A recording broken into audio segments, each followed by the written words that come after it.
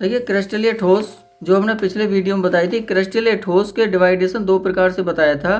क्रिस्टलीय ठोस के जो कण होते हैं वो उनके कणों के मध्य बंधों के आधार पर चार भागों में बांटा गया, या कह सकते हैं कि क्रिस्टलीय ठोसों के जो कण होते हैं उनके अंतराणविक बलों के आधार पर क्रिस्टलीय ठोसों को चार भागों में बांटा गया है। और क्रिस्टलीय ठोसों के जो उनके कणों की व्यवस्था के आधार पर क्रिस्टलीय ठोसों को तीन भागों में बांटा गया है। तो ये तीन भागों मतलब है क्रिस्टल जालक।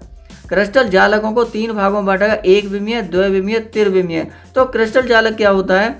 किसी भी क्रिस्टल के क्रिस्टलीय ठोस के कण, परमाणु, अणु, आयन को एक सीधी रेखा में जोड़ने पर जो आकृति बनती है उसे क्रिस्टल जालक कहते हैं, तथा इन कणों के जो बिंदु हैं इनको कहते हैं क्रिस्टल बिंदु कहते हैं, और इस तल को कहते हैं सारे को क्रिस्टल तल कहते हैं। तो इसमें क्रिस्टलीय ठोस के जो कणों के मध्य बंधों के आधार पर है, नंबर 1 है सहसंयोजक ठोस, नंबर 2 आणविक ठोस, नंबर 3 आयनिक ठोस, नंबर 4 धात्विक ठोस। तो सहसंयोजक ठोस में जो उसके अवयवी कण होते हैं वो होते हैं परमाणु। सहसंयोजक ठोस में अवयवी कण उनके परमाणु होते हैं, तथा इनका उदाहरण है हीरा, graphite, boron nitride, aluminium nitride, silicon carbide. ये कुछ उदाहरण है। इसमें हीरा जो है, हीरा में sp3 संकरण होता है और इसकी जो आकृति होती है वह चतुष्फलकीय होती है। और ग्रेफाइट की आकृति द्विम परत संरचना होती है। और ग्रेफाइट में जो संकरण होता है sp2 होता है, परंतु इसमें चौथा इलेक्ट्रॉन पाई इलेक्ट्रॉन होता है जो दोनों परतों के बीच में होता है। पाई इलेक्ट्रॉन की गतिशीलता के कारण ग्रेफाइट विद्युत का चालक होता है। सहसंयोजक ठोस में सभी विद्युत के कुचालक होते हैं, परंतु ग्रेफाइट एक ऐसा अपवाद है जो विद्युत का चालक होता है, और ये होता है उसमें पाई इलेक्ट्रॉन की गतिशीलता के कारण। अब दूसरा भाग है आणविक ठोस।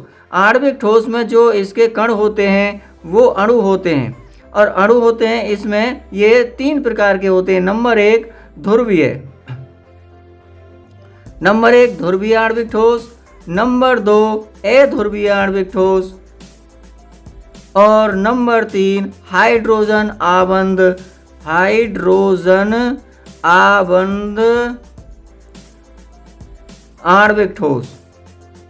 आणविक ठोस। तो देखिए ध्रुवीय और अध्रुवीय और हाइड्रोजन आबंध आणविक ठोस, ये आणविक ठोस के तीन रूप होते हैं। और आणविक ठोस में जो उनके बीच बल होता है वो वंडर्स वाल बल होता है। ध्रुवीय आणविक ठोस में पिरवल वंडर वाल्स बल होता है। कौन सा बल होता है? पिरवल वंडर्स वाल बल होता है। और इसके उदाहरण है SO2 ठोस अवस्था में और HCl ठोस अवस्था में। अब अध्रुवीय आणविक ठोस में दुर्बल वंडर वाल्स बल होता है। कैसा? दुर्बल वंडर्स वाल होता है। इसके उदाहरण है argon, hydrogen, chlorine, carbon tetra chloride, CCl4।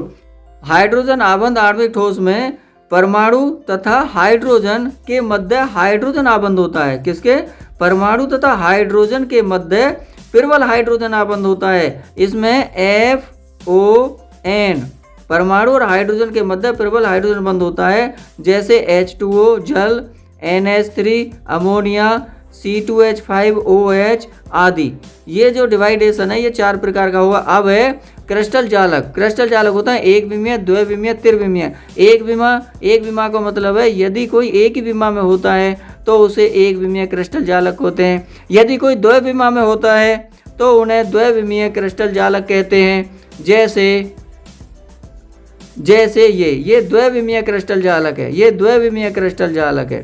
अब जो तीन विमा में होता है उसे त्रिविमीय क्रिस्टल जालक कहते हैं। जैसे X अक्ष है, Z अक्ष है, Y अक्ष है, इसे त्रिविमीय जालक कहते हैं। अब त्रिविमीय जालक 7 प्रकार के क्रिस्टल होते हैं।